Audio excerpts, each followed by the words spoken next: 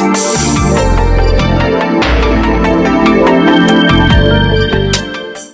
kembali kita lanjutkan perbincangan dengan Pak Dino. Mungkin sekarang bicara mengenai harapan atau mimpi gitu terkait dengan diaspora. Apa sih sebenarnya yang ingin dicapai? Apa juga ingin melakukan regenerasi terhadap anak-anak muda ini? Karena kan ini juga event tahunan. Dan kita bicara tadi, Pak Dino mengatakan knocking door sendiri di luar negeri untuk mengumpulkan para diaspora ini. Ya, menurut saya yang penting, pertama semua kegiatan itu tentu akan jalan terus ya. Karena diaspora sangat aktif mempromosikan Indonesia dimanapun mereka berada.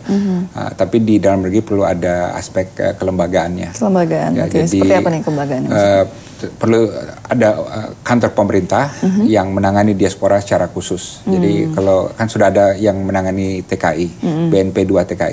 Tapi yang non TKI masih belum ada yang mengurus dalam skala yang besar gitu.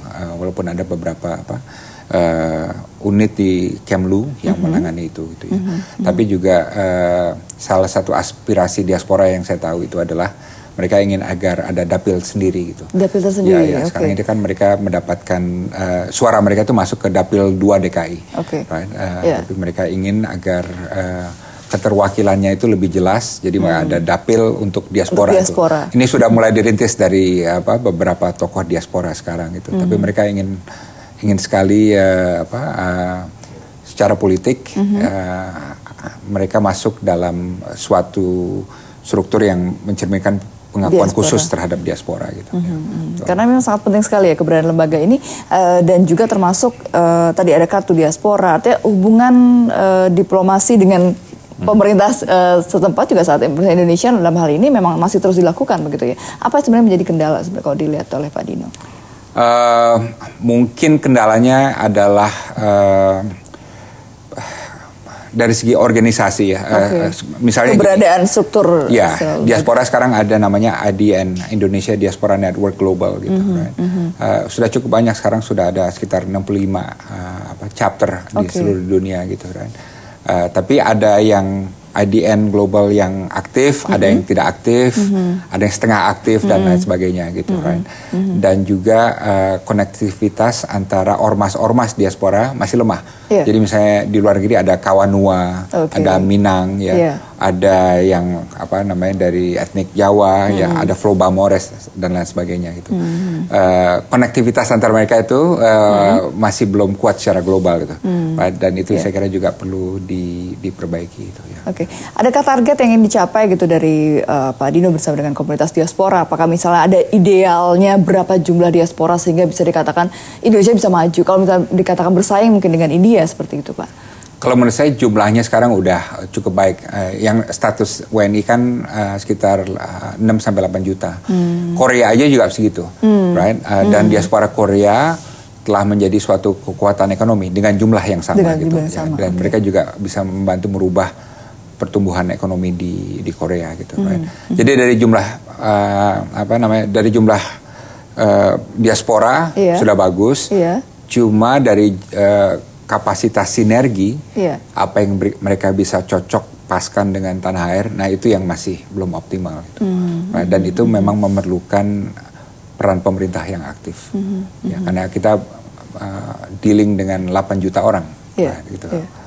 So saya rasa seluruh duta besar Indonesia di luar negeri, apapun tugas pokoknya, nomor 1 atau nomor 2-nya adalah dia harus bisa membina diaspora Indonesia di sana. Itu tugas utamanya tuh. Karena mereka benar. Karena dari masyarakat setempat itu yang pasti merasa lekat dengan Indonesia pasti diaspora dulu dong, ya kan? Dan artinya apa yang mungkin juga ingin disampaikan kepada warga Indonesia, artinya juga masyarakat secara umum dan anak muda khususnya gitu kan sebagai generasi penerus gitu ya. Kalau bicara mengenai ya jangan takut untuk menjadi diaspora gitu, karena atau enggak orang tua jangan takut untuk melepas anak-anaknya juga ke luar negeri gitu. Iya, saya setuju memang mereka harus melihat, kita kan sebenarnya ada ungkapan perantau dulu kan ya. Jadi diaspora itu perantau. Cuma lebih keren aja karena hidup dalam, dulu perantau itu seakan-akan petualang, ya kan? Dari desa ke kota gitu dulu istilahnya dan tidak ada konotasi sukses gitu, ya kan? Biasanya perantau itu orang hidupnya susah atau apa gitu, right? Tapi kalau sekarang itu diaspora menurut saya adalah komunitas yang paling dinamis dalam tubuh bangsa Indonesia gitu. Dalam arti waktu saya di Amerika misalnya, income per kapita orang diaspora Indonesia itu lebih tinggi dari income per kapita orang Amerika. Jadi orang Amerika itu $49.000 per tahun. Orang Indonesia itu hampir $60.000 per tahun, ya kan? Jadi hal-hal seperti ini tuh, bahwa diaspora ini memang suatu komunitas yang sangat spesial gitu, right? Dan jangan takut menjadi diaspora, dan jangan takut juga untuk merangkul diaspora itu.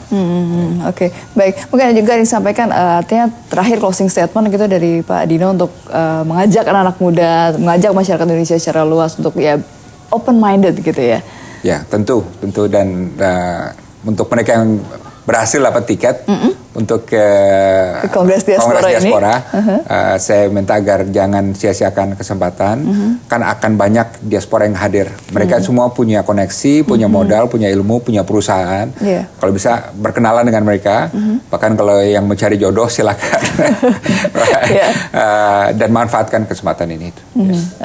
Baik, Pak Dino terima kasih banyak telah bergabung bersama kami. Sukses selalu untuk Pak Dino dan juga timnya. Dan pemirsa juga terima kasih atas kebersamaan Anda. Saya Lulu Lukmiati undur diri, tetap bersama kami.